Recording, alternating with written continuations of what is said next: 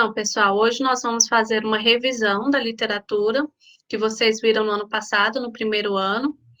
Então, começando com a literatura da Idade Média, tá bom? Então, Vocês conseguiram, vocês lembram, como é que está o nível de vocês em relação às aulas de literatura do ano passado? Todo mundo lembra? Muito baixo, professor. Baixo?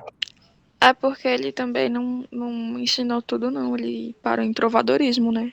Ele parou em trovadorismo? Foi, Eu não lembro. deu tempo de ensinar o resto. Tá. A gente vai fazer um resgate de tudo com vocês, tá, pessoal? A gente vai trabalhar o trovadorismo, barroco e arcadismo antes da gente entrar de fato no romantismo. Então a gente prestem bastante atenção nessa aula e tirem as dúvidas, porque aí a gente vai com esse conhecimento mais sólido, tá bom? Vamos lá. então, pessoal, antes de eu entrar em questão do trovadorismo então, em si, como vocês falaram que tem essa dificuldade, a gente precisa entender que geralmente na escola nós trabalhamos com a história da literatura, ou seja, a gente estuda a literatura cronologicamente. Então, começamos desde lá na Antiguidade Clássica até os dias de hoje. Então, vocês começam estudando o primeiro ano, lá bem antigamente, até chegar a literatura contemporânea no terceiro ano. Posso Então, falar? pode. E aí, pessoal, por que a gente estuda a história da literatura? Porque a gente vê que cada período da história em que a gente viveu, né, que as pessoas viveram, existe uma série de comportamentos que vai se tornando particular daquele período. E uma das formas de investigação que a gente tem é ver por meio da literatura essas transformações sociais, esses sistemas de crença, essas caracterizações estéticas mesmo dos textos, quais são os pressupostos teóricos da história naquele momento, como que era o estilo de vida, tudo isso a gente consegue captar por meio da literatura. Então, a literatura é um documento muito importante para a gente entender a nossa própria história, tá? Além da gente entender como que se organizam emocionalmente, psicologicamente as pessoas de cada época. Tá? Então é muito importante. Inclusive, vocês vão ver aqui que na aula de trovadorismo vai ter relações com o que a gente vai estudar esse ano. Então, é isso que eu queria falar. Isso. Então, aí dentro dessa organização cronológica, a gente vai fazendo uma classificação, que a gente faz justamente essa combinação que o professor Moacir está falando. De acordo com as características de um determinado tempo, um tipo de literatura vai ser produzida que vai se diferenciar das demais. Essa organização, essa classificação, nós chamamos de escolas literárias, ou estilos de época, ou escolas de época, que são classificações que fazem essa associação do período, no tempo, do contexto histórico, com as características da literatura que estava sendo produzida naquele momento. Então, nós vamos ver como que o contexto histórico também influencia na produção literária. E como essa produção literária sofre influências de outras produções e vai influenciar as produções posteriores também, tá? Vou voltar aqui para o slide. Como eu falei, nós vamos começar com o trovadorismo. Não vamos voltar lá na Antiguidade Clássica, porque essa revisão tem o objetivo também de funcionar como uma ponte com o que nós vamos ver este ano, né, com o conteúdo deste ano. Então, o que vocês lembram do trovadorismo? Que tinha relação de vassalagem do homem com a mulher, e que era isso, que o homem, que era como se fosse uma coisa inalcançável. Só isso, professora. Mais alguém? Era cantado também, que era... Cantado. Então, olha só, como a gente falou da questão histórica, então nós vamos começar a falar um pouco também do contexto histórico, e a gente vai entender por que essas características aconteceram. Por que a gente vai ter essa vassalagem amorosa? Por que a gente vai ter uma literatura cantada, né? Então, o trovadorismo ocorre durante a Idade Média, né? mais precisamente, já na segunda metade da Idade Média, mais ou menos no século XI, que vai começar o trovadorismo. Durante esse período, o sistema feudal já estava organizado, já estava consolidado. Anteriormente, era um momento de muitas disputas, os territórios ainda não estavam muito bem definidos. Aqui a gente já... Só fala aquilo que a gente estava conversando ontem, do Império Romano, né, tudo aquilo. Pode falar. Pode. Não, é porque assim, pessoal, quando a gente fala de Idade Média, é muito interessante a gente entender o que aconteceu no mundo antes, né? A gente vem de um Império Romano que se estendeu durante vários séculos. Um império muito forte, um império muito sólido, muito mais do que os Estados Unidos é hoje, com um território muito maior do que os Estados Unidos tem e com muito mais solidez. Esse Império Romano, a despeito disso tudo, foi destruído. Ele acabou. Hoje a gente tem somente a Itália como uma lembrança do que era o Império Romano tão vasto, né? E a gente tem os demais países, ou seja, nenhum sistema é sólido o suficiente para permanecer invencível. E aí, quando o Império Romano caiu, a gente tem uma desorganização total, principalmente no território europeu, que é o momento que a gente vai ver o surgimento dos bárbaros, né? Os impérios os pequenos grupos que vão se organizar e vão criar os visigodos, os ostrogodos, né? Enfim, e esses grupos que vão se organizar. Quando esses grupos começam a se sistematizar em pequenos vilarejos e vai começando a urbanização, essa primeira ideia precária ainda de urbanização é o que a gente chama de sistema feudal. Os feudos, os campos que vai ter uma organização social muito primitiva ainda dessa urbanização. Tá? E aí, a partir disso, é que a gente vai ter essa organização do século XI, que a gente vai falar sobre trovadorismo. Isso. E aí, o que o sistema feudal, como que o sistema feudal vai ser organizado? A gente vai ter um reino, né, um rei que vai dominar aquela região, só que dentro desse reino, além da corte, que seria esse centro urbano que o professor Moacir está falando, tem também os feudos que compõem o reino. Esses feudos são outras pequenas organizações, que teriam um senhor feudal que tomaria conta daquele lugar menor, mas que ele responderia ao rei. Essa organização era uma organização muito severa, que definia uma completa obediência dos servos ao senhor feudal e do senhor feudal ao rei. Essa organização é chamada de vassalagem, porque traz a relação do vassalo, que é chamado de servo, e do suzerano, que é o senhor feudal. O suzerano seria o dono ali das terras, e os servos quem está, de fato, trabalhando ali nas terras, né, os camponeses. Então, como que o poder vai ser organizado? Ele vai ser dividido entre o clero e a nobreza. Então, como eu falei, vai ter esses reinos, que o rei vai ter controle total, ele que vai definir tudo dentro da organização, ele vai ser o chefe do Estado, mas essa nobreza também deveria responder ao clero. Esse é um período teocêntrico, é um momento que a igreja tinha muito poder, né? Então, a igreja católica, né, na época, era a igreja dominante, ela detinha o poder junto com a nobreza. Inclusive, um dos motivos para os reis terem tanto poder era justificativa religiosa, porque se acreditava que o rei foi escolhido por Deus. Então, se foi Deus que escolheu, como que eu vou questionar o poder daquele homem? Né? Então, isso provocava um contexto de completa servidão mesmo, porque eu não tenho como questionar algo que depende apenas da fé, né?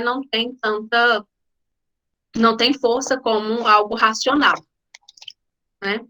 Quem quiser ver mais sobre esse contexto histórico da Idade Média, pode assistir o filme O Nome da Rosa, tá? É um filme muito bom e ele demonstra com precisão essa organização dos feudos, a questão de como a religião utilizava desse caráter teocêntrico para dominar politicamente as pessoas, né? Inclusive criando um distanciamento das pessoas do objeto de adoração delas, no caso Deus.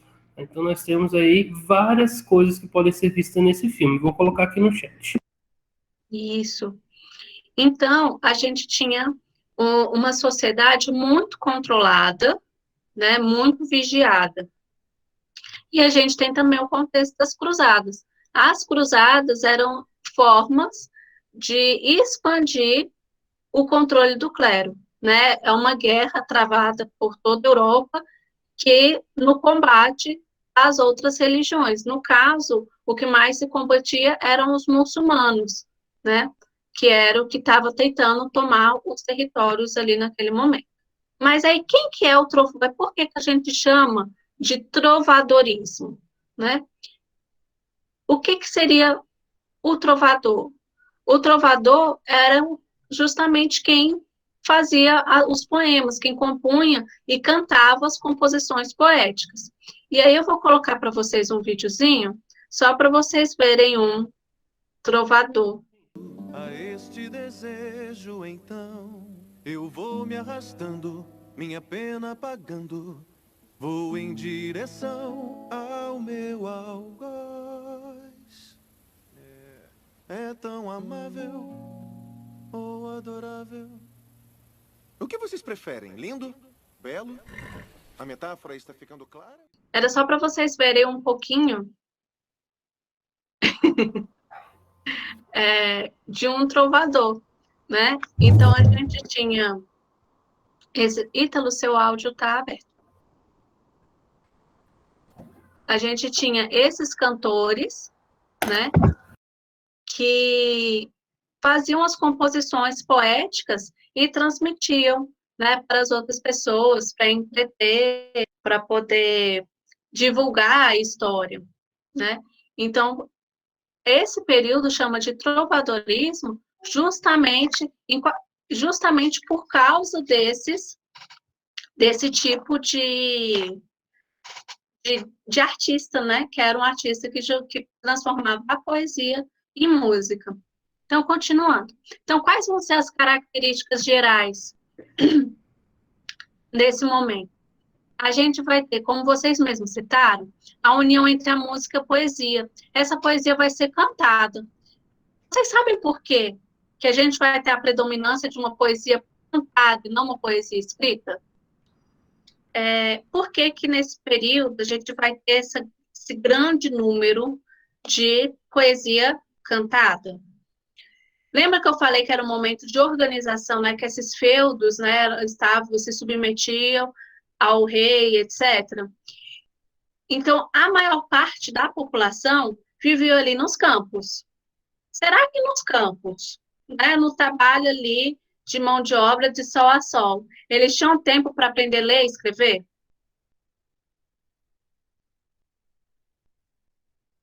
Dificilmente, né, pessoal? Dificilmente. Claro, Quem vivia lá na corte estava preocupado em defender o território.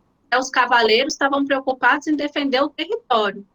Então, será que tinha tempo também para ficar lendo?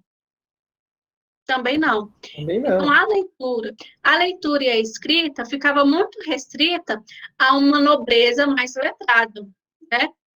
Mas muito restrito mesmo. Não só pela questão de terem outras preocupações, né, que não era permitido, não tinha tempo mesmo por causa do trabalho, né? Então, eram trabalhos muito exaustivos. Lembra da questão do controle da igreja?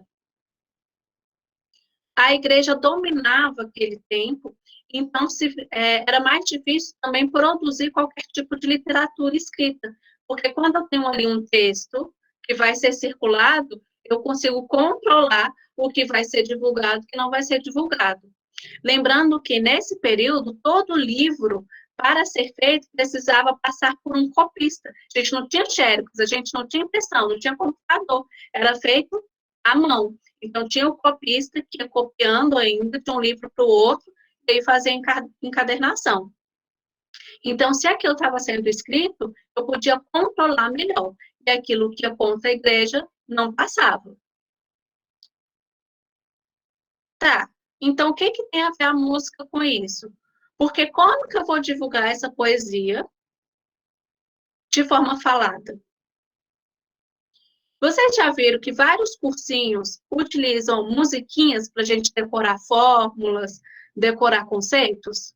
Então, a gente associando a música ao conteúdo escrito que a gente quer, a gente provoca no nosso cérebro uma reação de muito maior possibilidade de memorização. A música, ela tem um componente muito forte de alcançar a nossa emoção. Nas neurociências, a gente fala que a emoção é a porta de entrada para a aprendizagem. Se a gente consegue alcançar essa emoção, a gente tem uma aprendizagem e por consequência, a memorização de uma maneira muito mais fácil. Então, a música, ela vai ser um componente que vai ajudar muitas pessoas a cantarem esses feitos heróicos, né? A cantarem a vassalagem amorosa, enfim, todas essas questões que a gente tem. O João Igor falou aqui da música da trigonometria. Eu lembro da minha época que tinha várias e várias músicas. O professor de biologia, ele adorava dar aula com músicas. Uma hora a gente até faz um sarau aí para vocês.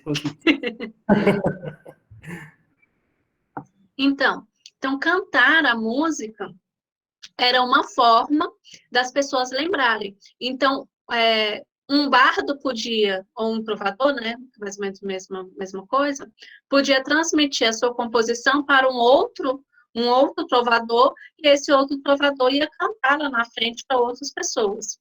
Além dessa questão da dificuldade da escrita, tem também a questão do entretenimento. Nessa época não tinha muitos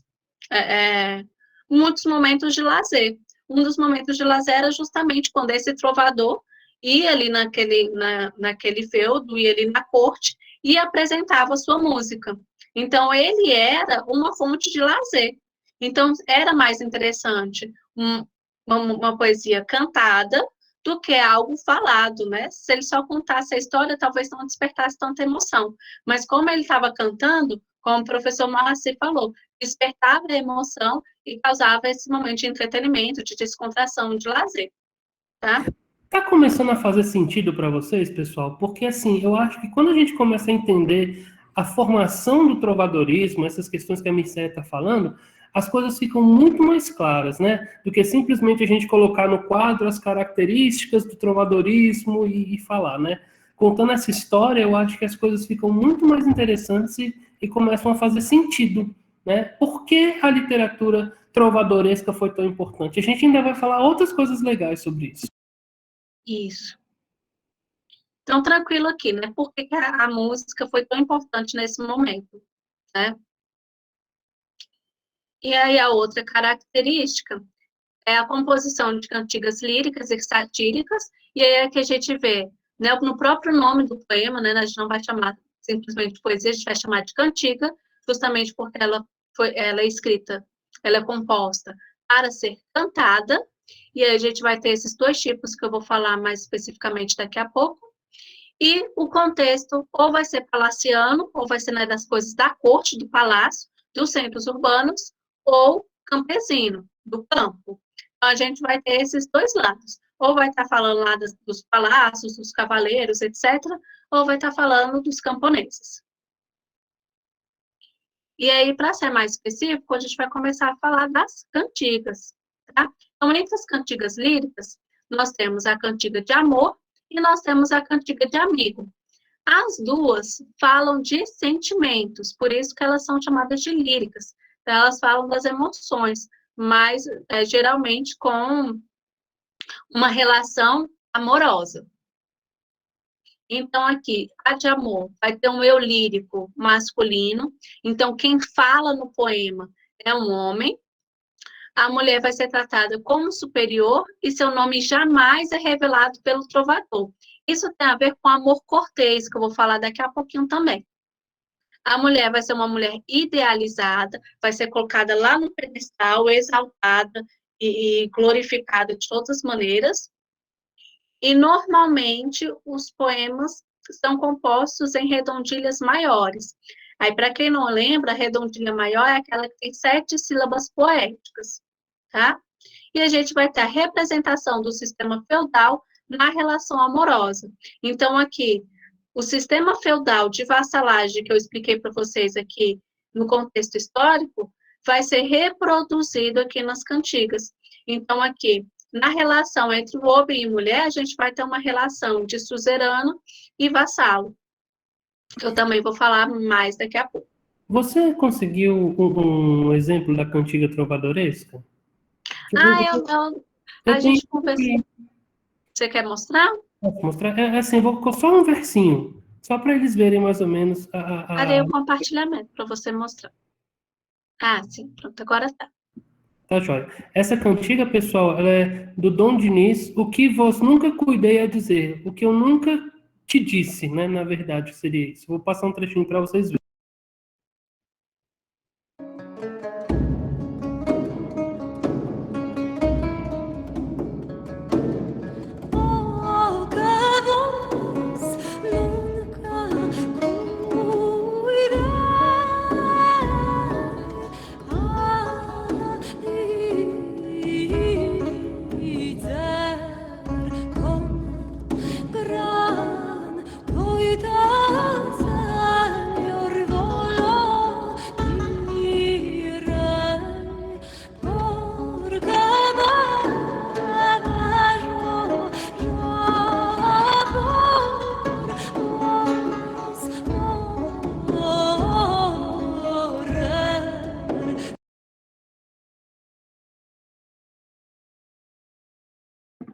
Então, só um trechinho para vocês verem que como é que era a musicalidade. Ela não tinha, assim, muitos instrumentos, né? Mas geralmente era acompanhada pelo tambor, pelo derbaque, né? Ou algum instrumento de percussão e pelos instrumentos de corda, né? E às vezes por um instrumento de sopro, tá?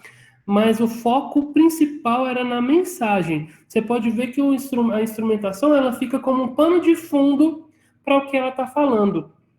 E aí a mulher nessa música está falando assim: eu vou te dizer uma coisa que antes eu não te disse, que eu não te disse, né? E eu vou te dizer porque eu já estou morrendo por você. Ela vai se declarar nessa cantiga para ele. Eu vou deixar o link aqui, quem quiser ver completa depois pode ver. Bom? Só lembrando também, pessoal, que a língua muda. Então, durante a Idade Média, o que existia não era esse português que nós conhecemos hoje, mas sim o galego-português, que é um pouco diferente do que a gente tem hoje, tá bom? Então, continuando. Nessa cantiga de amor, a principal questão vai ser a composição masculina, enquanto na cantiga de amigo, nós vamos ter uma composição feminina. Então, o eu lírico aqui vai ser uma voz feminina, vai ser uma mulher falando. Geralmente, a temática abordada na cantiga de amigo vai ser a saudade do homem amado que foi para a batalha, foi conquistar outro reino, enfim, né? E aqui evidencia uma relação amorosa concreta entre pessoas do campo. Por que essa ênfase na relação concreta?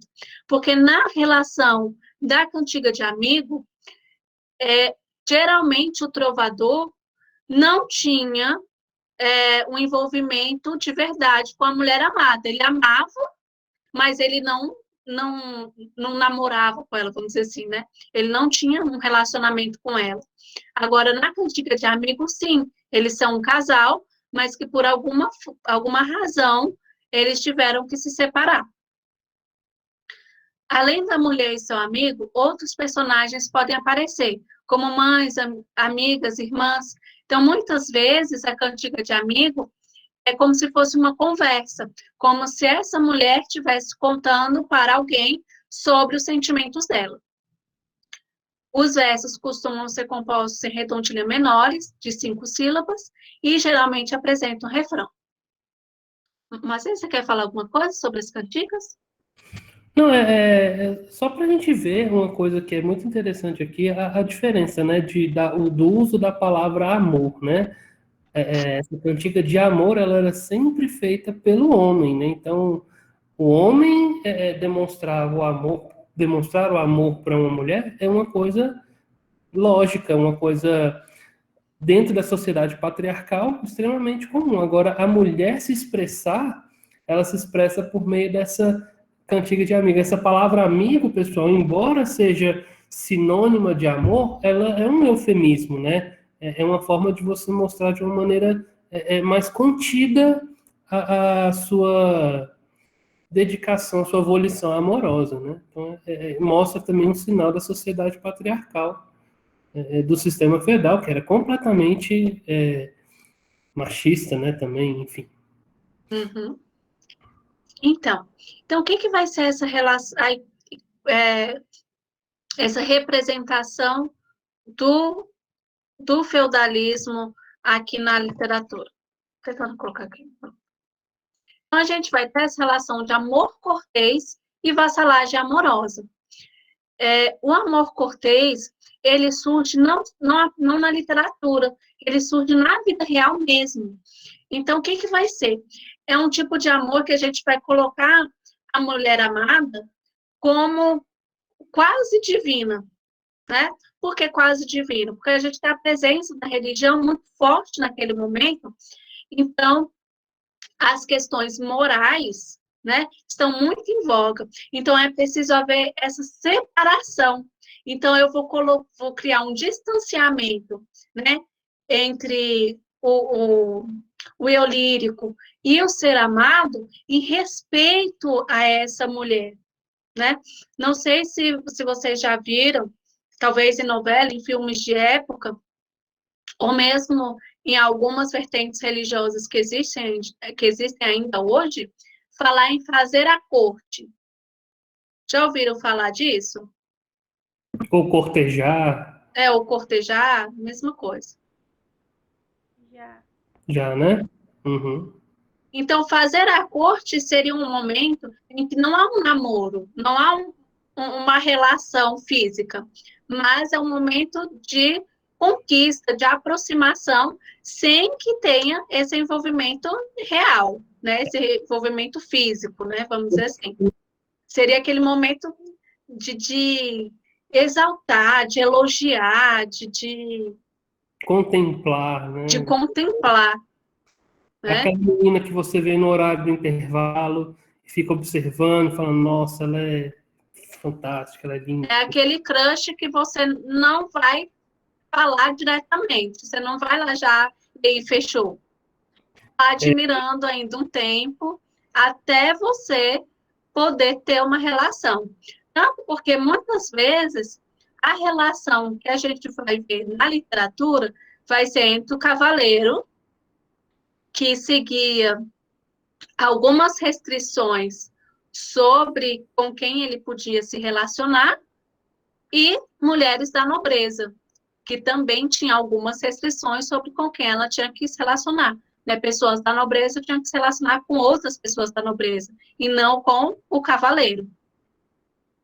E aí, vários e vários filmes você consegue ver isso, pessoal. Nesses filmes da Távola Redonda, das histórias do Rei Arthur, você sempre vai ver uma história sobrando aí do cavaleiro que se apaixona pela donzela, né? E a donzela, ela sempre é colocada num padrão de beleza muito alto, né? Então, elevando ela a esse plano quase divino, né? Atingindo uma coisa que a gente chama de amor platônico, né? A gente vai falar muito no romantismo sobre esse amor platônico, mas ele vem daí, dessa vassalagem amorosa.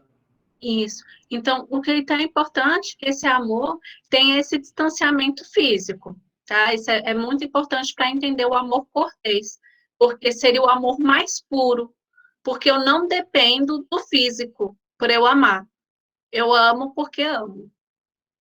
E isso vai gerar a vassalagem amorosa. O que seria a vassalagem amorosa? Eu vou ter a mulher como suzerana, aquela que vai ser a dona dos sentimentos, e o trovador como servo, como vassalo, em que vai se colocar à disposição da mulher amada.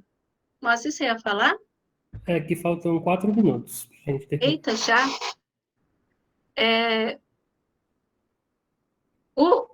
Tem a parte do cavaleiro medieval, vamos para ele, né? Tá. A gente encerra aqui com trovadoria. Das cantigas satíricas ainda. Não, mas depois a gente fala sobre elas. Concentra um pouco no cavaleiro, aí a gente deixa isso para a próxima aula. A gente vai devagar, mas vai fazendo com fundamento. Beleza. Então, olha só. Considerando essa questão da vassalagem amorosa, uma outra figura também vai se sobressair, que é a figura do cavaleiro medieval. Então, como eu falei, muitas dessas histórias eram vividas pelo cavaleiro medieval, né? Estaria ali apaixonado também por alguma princesa, alguma coisa assim. Mas também a gente tem o cavaleiro herói, né? Aquele que vai que vai se concentrar, geralmente nas novelas de cavalaria, vai contar as histórias, os grandes feitos, né? E essa é uma figura muito importante para a época, porque ele vai representar o ideal, né, de pessoa. Por quê? Porque ele vai ter características que eram muito caras para a época, né, muito importantes para a época, como a valentia, a fidelidade e a lealdade, né, que são praticamente sinônimos, né? Mas a gente vai ter ali a força dele, né, a honra, então valores que eram muito importantes e que vai ser retomado depois, de novo, na literatura. Então, se a gente pensar que na Idade Média os reinos ainda estavam em constante disputa, a figura do cavaleiro medieval, que é aquele que defende o território, né, das ameaças externas, vai ser muito importante. Então, ele vai ter um papel fundamental para a consolidação desse reino. E por isso ele vai ser escolhido como a figura do herói. Então, gente, a gente vai ver como... vocês conseguiram perceber como que o contexto mesmo histórico, a formação das pessoas, trabalham na literatura, influenciam a literatura? Que isso era o mais importante, né?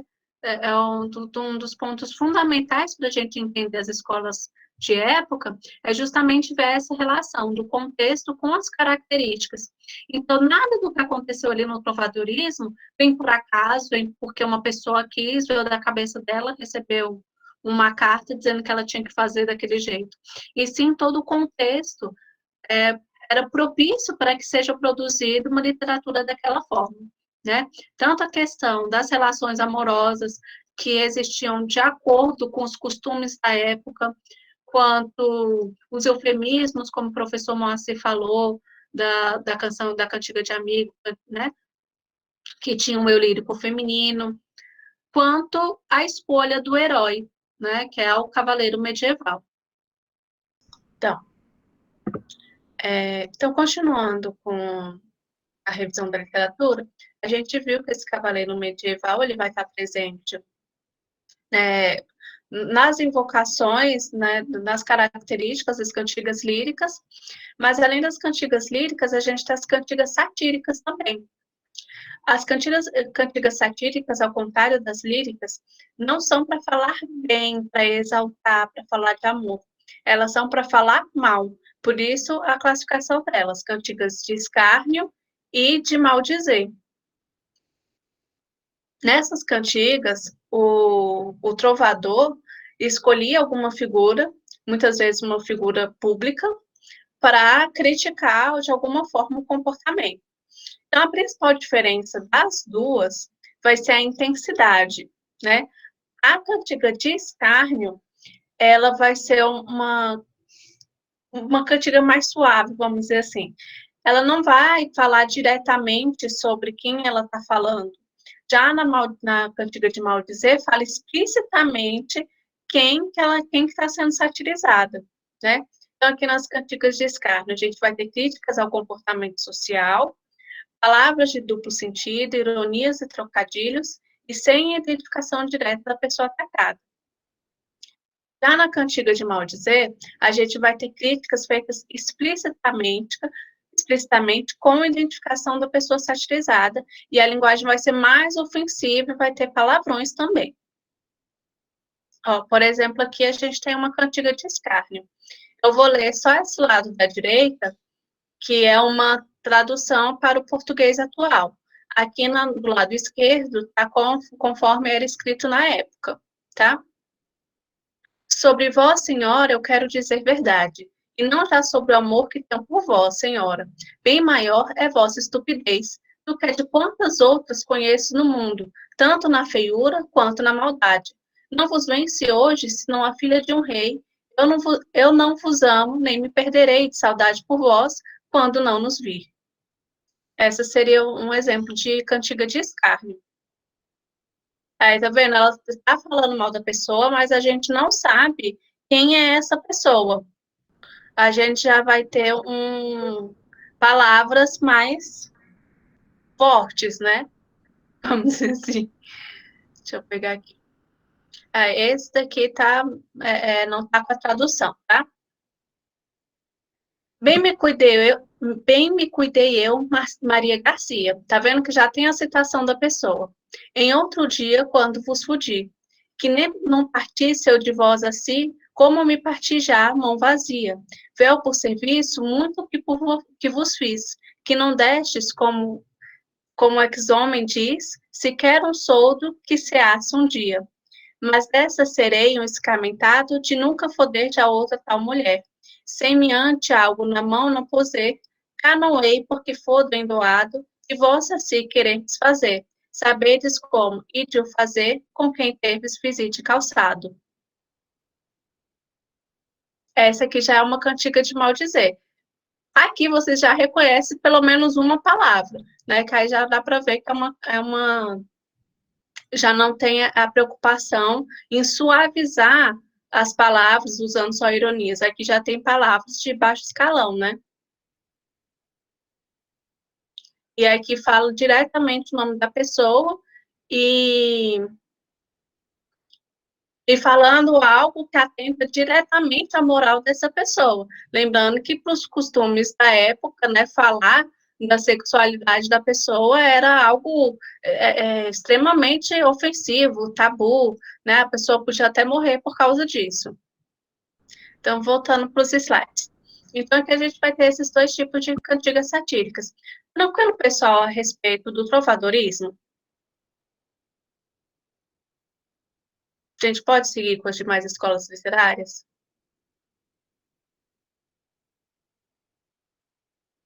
Beleza. Então, aqui a gente vai dar um salto, né? A gente vai pular da literatura da Europa e a gente vai passar para a literatura no Brasil.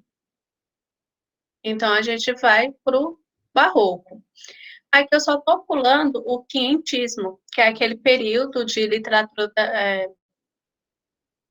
literatura catequética, literatura de informação, que não há um consenso sobre ser ou não uma escola literária. Você tem aquele cronograma que a gente colocou aí? Olha aí, pessoal, que interessante. Ó, a gente está falando do trovadorismo, iniciando ali no século XI, tá? Na Alta Idade Média.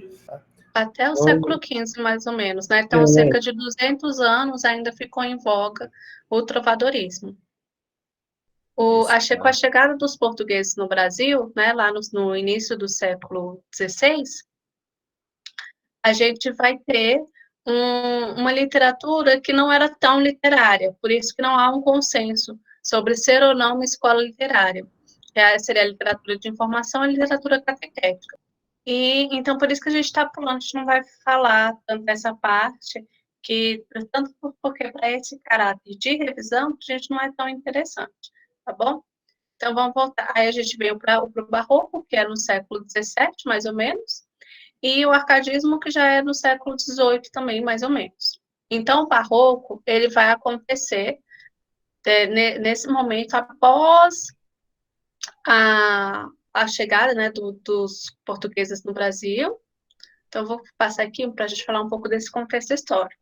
Então, a gente vai ter um Brasil colônia, só que ainda não é uma colônia que já está completamente estabelecida. Ela já tem alguns centros urbanos, lá em Salvador e Recife, lembrando que que nesse momento o Nordeste é o que está sendo povoado, né, onde os portugueses estavam chegando, e quando eu falo centro urbano, lógico que não é o mesmo centro urbano que a gente tem hoje, né, eram pequenas organizações, né, administrativas, etc., para, desculpa,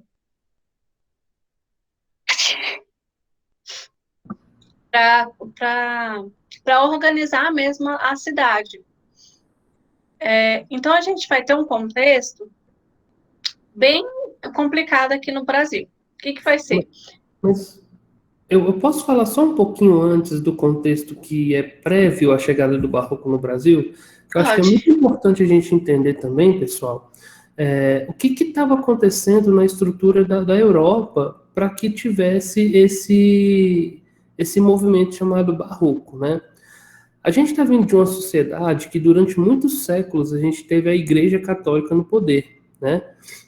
E aí a gente vai ter um momento que um pastor alemão chamado Martinho Lutero vai pregar na porta da Catedral de Westminster um conjunto de teses, né, que vai ser conhecido como a Reforma Protestante, questionando vários princípios da Igreja Católica.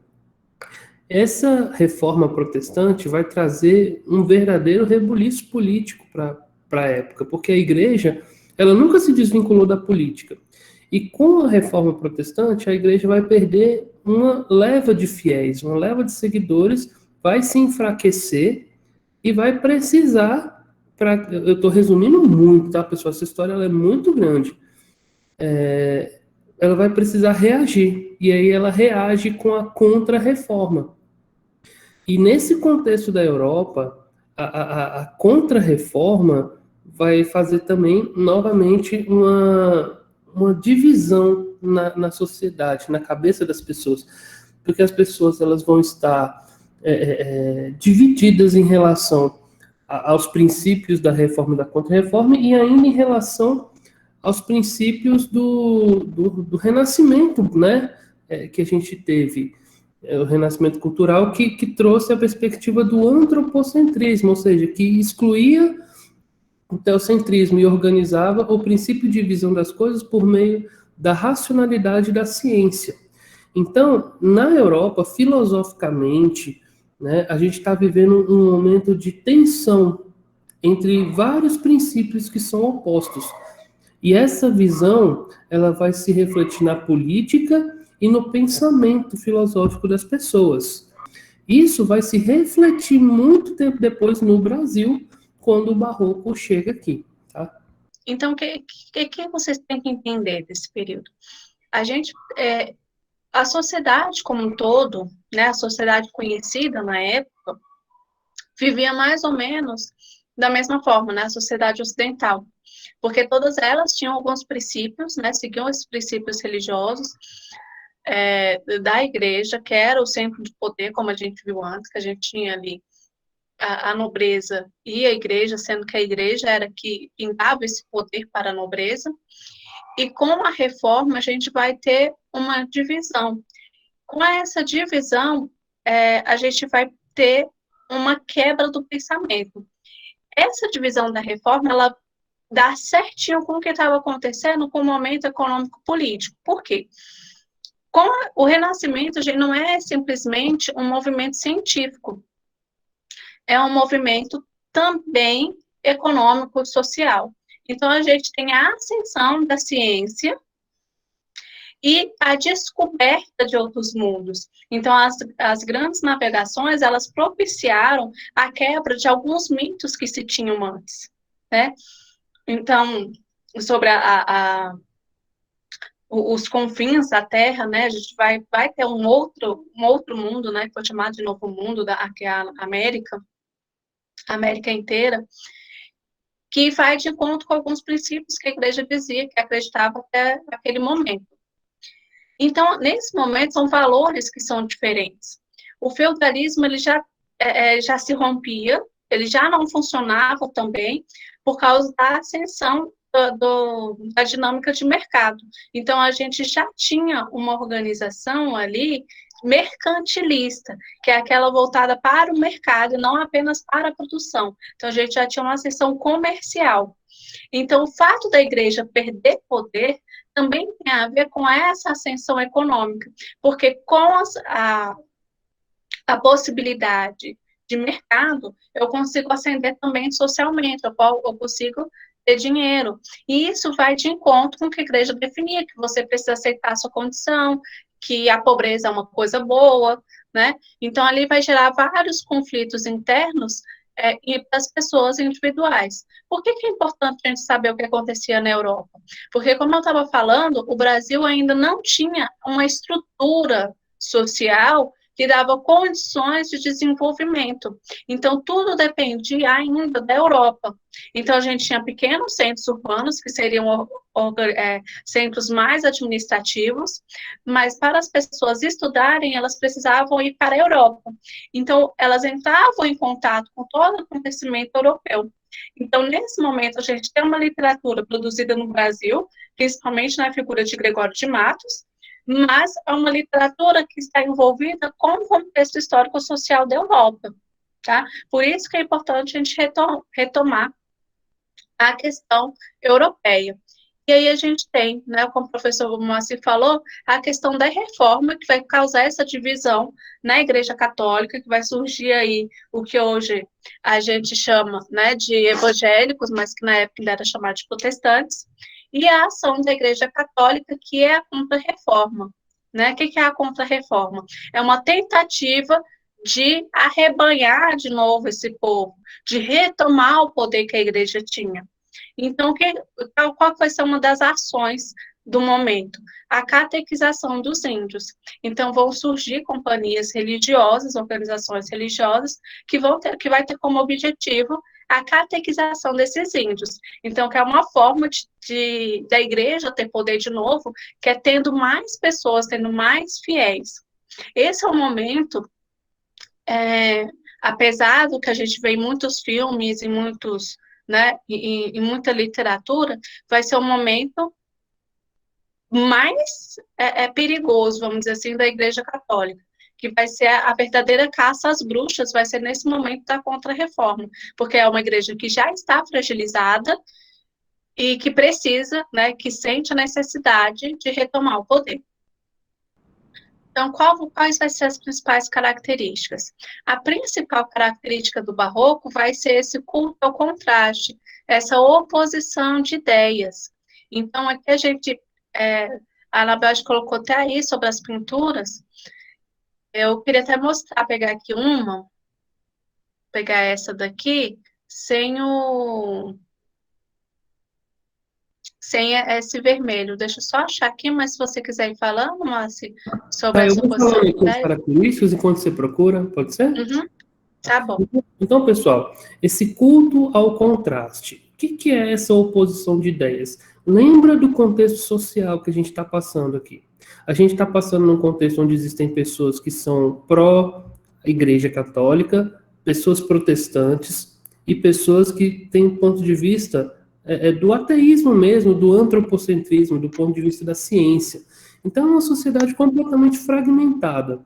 E essa fragmentação vai se estabelecer dentro da cabeça das pessoas mesmo. Então, uma pessoa ela vai ter crises, ela vai ter diversos tipos de pensamento e vai ficar confusa nessa situação. E essa oposição dessas ideias vai surgir no texto como uma materialização desse problema filosófico que a gente está tendo nessa época. Essa imagem aqui é uma imagem que representa muito a ideia do barroco. O que vocês conseguem perceber nessa imagem? O que chama a atenção de vocês aí nessa imagem?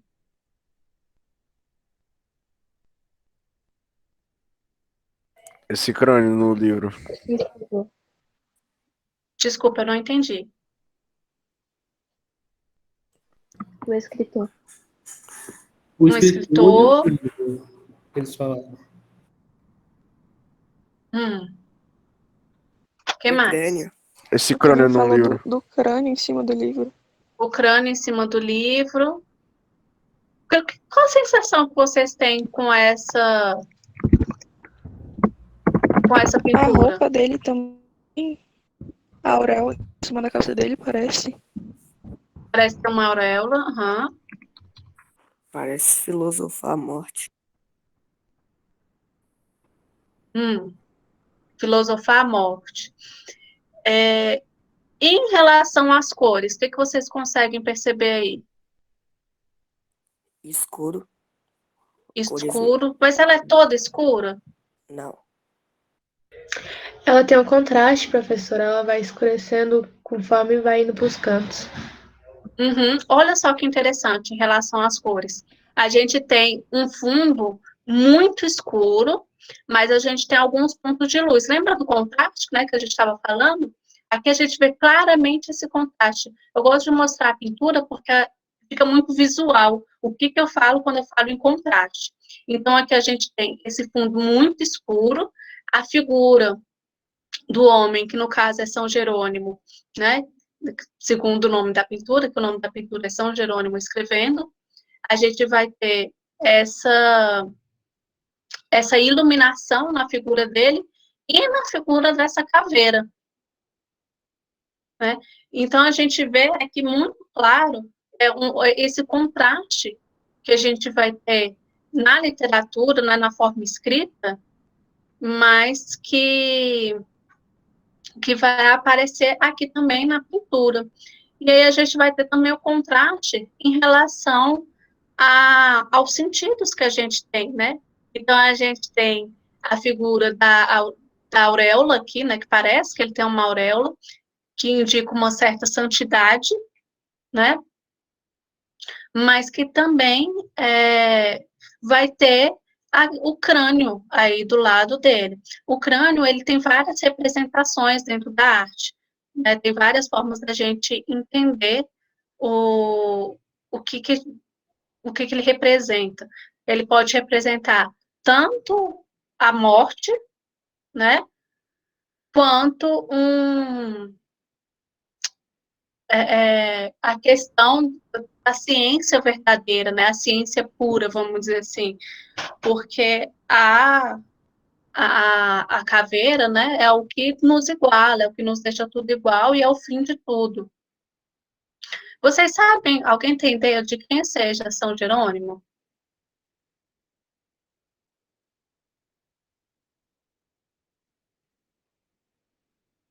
Não?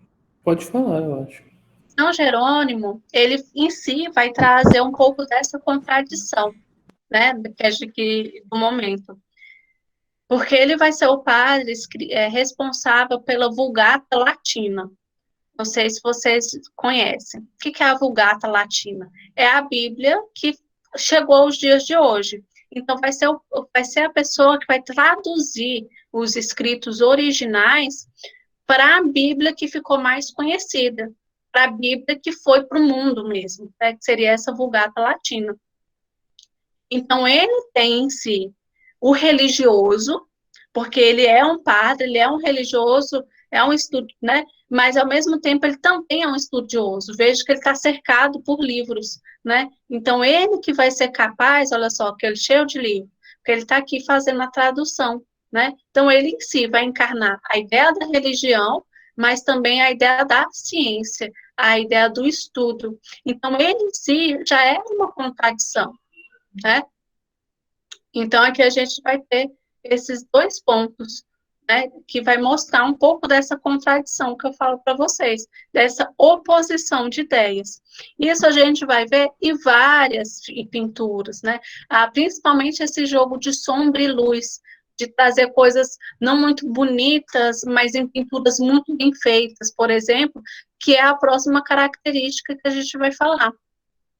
Então, aqui, ó, eu estava falando sobre as imagens, seria esse feísmo, que é uma obsessão por imagens desagradáveis. Então, a gente vai ter, muitas vezes, dentro do barroco, alguns elementos que não são tão comuns, não eram tão comuns nas imagens. Então, por exemplo, a gente vai ter aqui uma decapitação, né? que é uma imagem que não é tão bonita. Então, aqui é uma imagem religiosa, que, se eu não me engano, é a decapitação de João, mas traz essa ideia religiosa, mas de uma perspectiva que não é muito bonita. Então, a gente vai ver essas feições severas, essas coisa bem fechada, né? De novo, a oposição aqui do escuro com o claro. Então, a gente vai ter também essa junção, esse contraste do que é muito bem feito, mas também trazendo essa questão desagradável.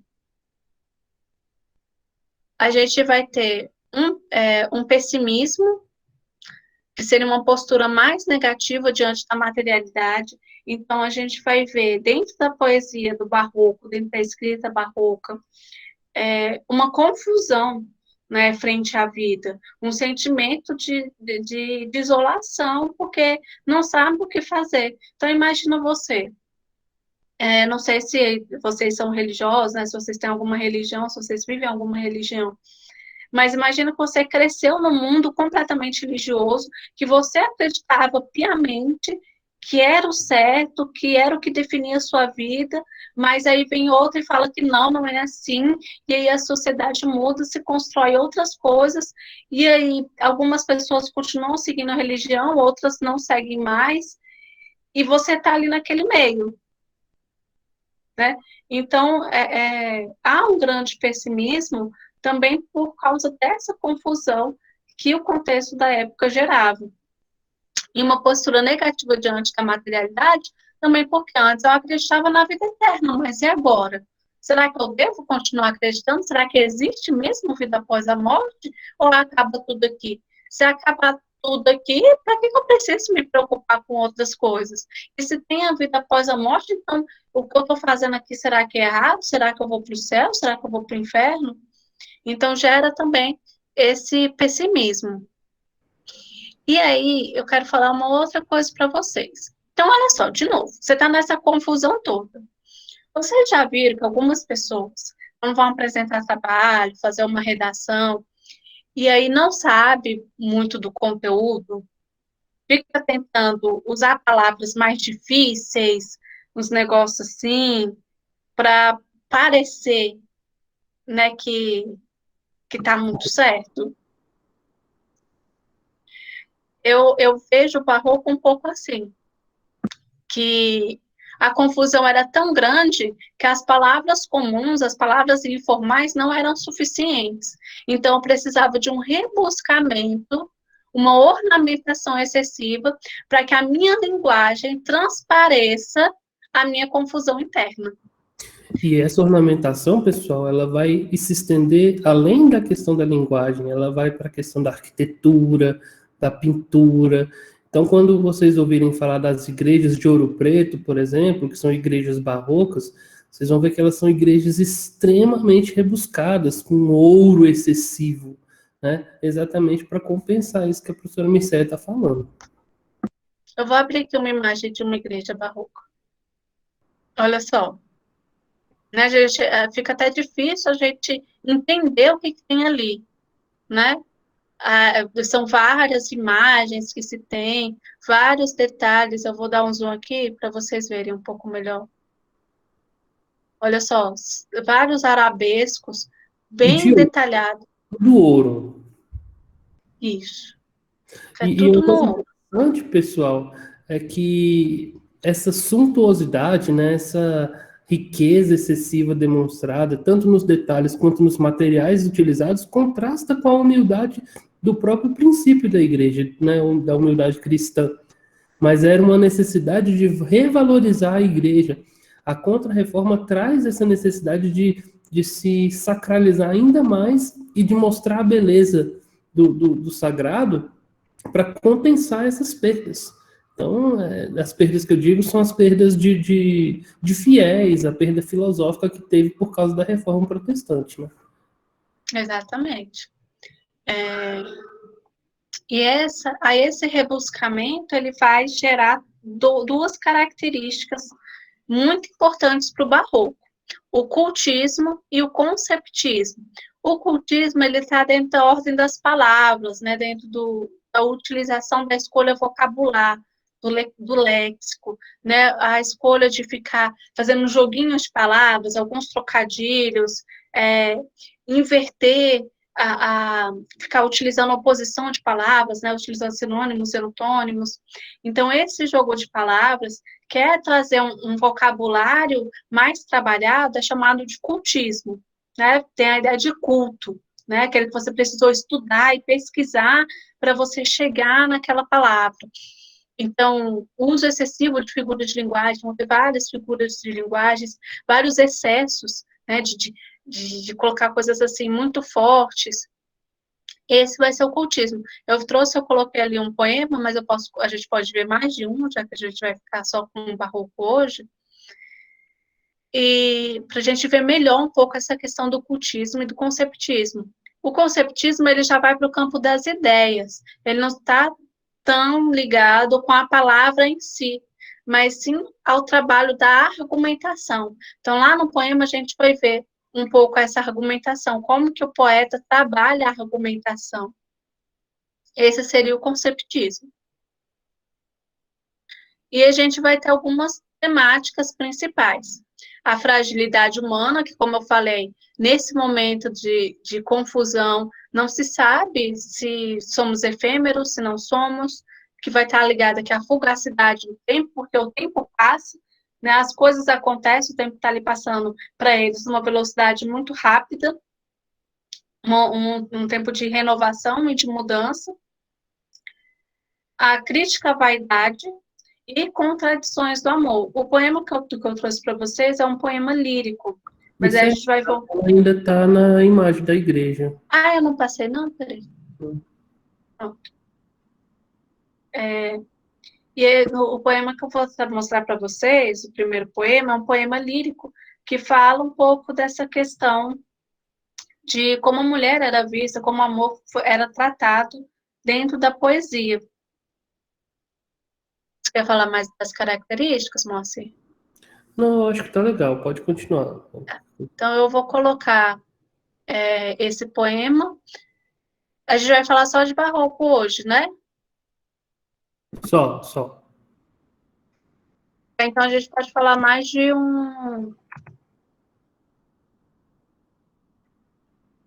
um poema. Sim. Então, eu coloquei esse, mas aí eu pego os outros. Como eu falei, esse aqui é um poema lírico, então é um poema mais sentimental, que tem esse título: Declara-se temendo perder por ousado. Os títulos, às vezes, eram muito longos, como esse, né? Não era uma palavrinha só. Justamente começando daqui já o rebuscamento formal. Então, ele está se declarando, ele declara o seu amor, mas ele já tem medo de perder devido à ousadia. Ele se declara, mas já com medo de estar ofendendo, de estar indo além do que ele pode, tá?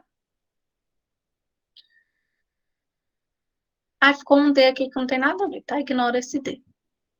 Anjo no nome, angélica na cara. Isso é flor e anjo juntamente. Ser angélica flor e anjo florente. Em quem senão em vós se uniformara? Quem vira uma tal flor que a não cortara, de verde pé da rama florescente? E quem um anjo vira tão luzente, que por seu Deus o não idolatrara? Se, pois, como anjo sois os meus altares, foreis o meu custódio, a minha guarda. Livrara eu de diabólicos azares. Mas vejo que por bela e por galharda, posto que os anjos nunca dão pesares, sois anjo que me tenta e não me guarda.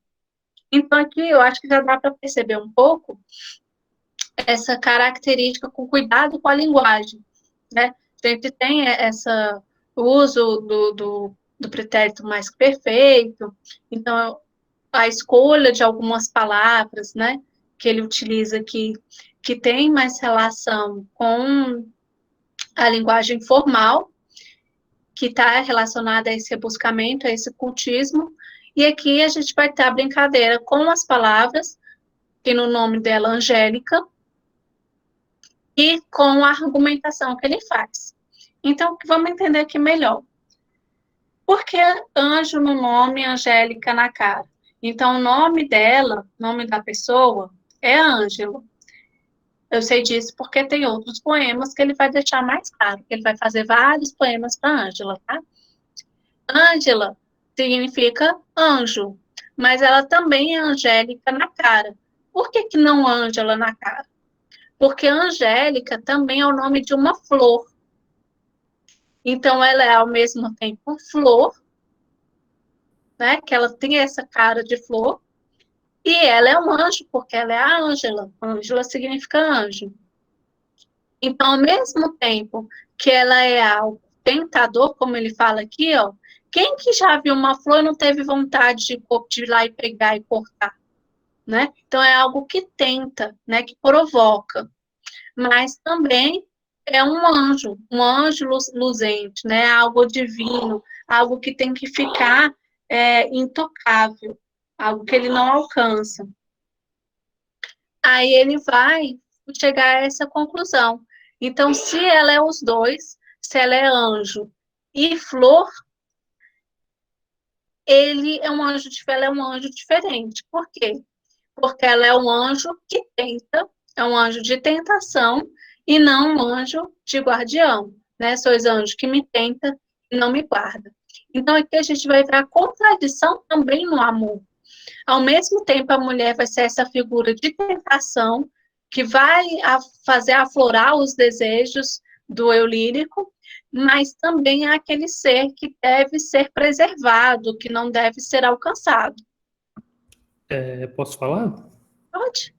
Essa questão da contradição, né, que a gente chama de antítese, oposição, muitas vezes se torna até um paradoxo, que é quando são extremos opostos, né, que um não pode nem existir na presença do outro. Mas no caso aqui, quando ele fala que sois anjo que me tenta e não me guarda, ele coloca em oposição mesmo a figura da santidade angelical, né, com a questão da tentação da carne. Então, no barroco, a gente vai ver muita essa oposição da carne e o espírito, do pecado e da santidade, dos elementos espirituais com os elementos terrenos, né?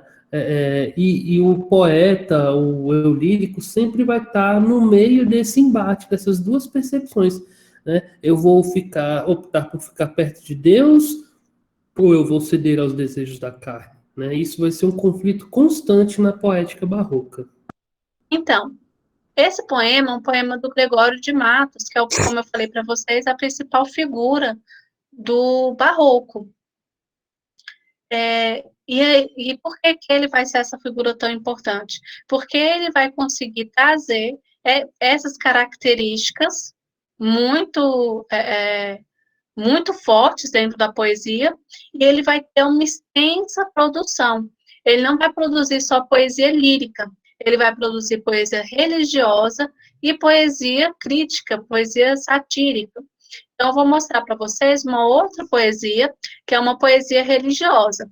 Mas não se engane, não é porque é religiosa que a gente vai ver uma coisa de paz e de calma. A gente vai ver a argumentação barroca dentro dessa poesia, então quero que vocês prestem muita atenção para ver se vocês conseguem compreender a lógica que ele está colocando aqui.